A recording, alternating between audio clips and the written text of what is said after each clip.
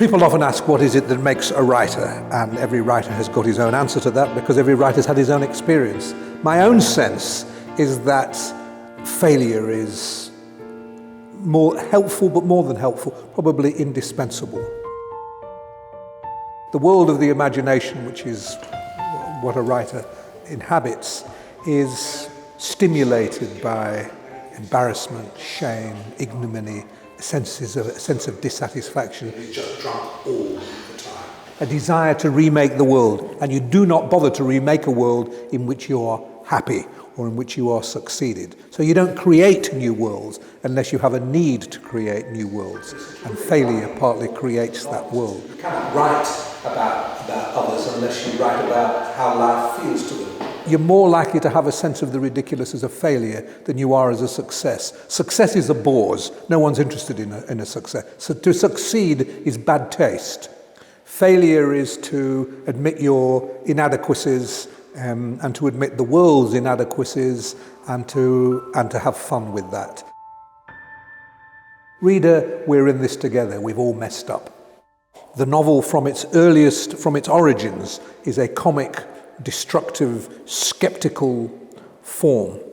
It's a disrespectful form, and one of the greatest ways of expressing disrespect and disbelief and suspicion and disobedience and destructiveness, all these great things, is through comedy.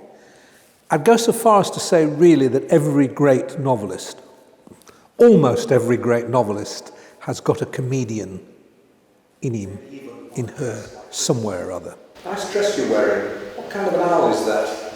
Anjouan Scots owl, she answered, sighing as if she was wasting her breath, even talking to me. Philip Roth once being asked, did he have a favourite stand-up comedian? He said, no, but I have a favourite sit-down comedian, Franz Kafka. And the great novelists are great sit-down comedians. Your first concern is language. How come that we love Crime and Punishment and War and Peace so much? And how do we get comedy through? And it's almost as if some writers are so good that you hear them even through a translator. Altogether, literature has become a little too holy now. And many of the people who man the ramparts of literature, if you like, the critics and the people who, edit the magazines and the papers and things, are frightened of anything that's got the energy, the anarchic energy of comedy. They feel it breaks the trance, the kind of almost semi-religious trance that people want from literature. It's always hard to talk about what it is that makes a novel funny. It's easy to talk about what makes a comedian funny. There's the delivery and the face and the joke. Harder when you're reading someone, you haven't got face pulling and you haven't got an audience around you cluing you or creating a particular kind of atmosphere. There's just you and the words. Someone should never forget, it's the words. It's the words before it's anything else. You learn to be a writer from reading.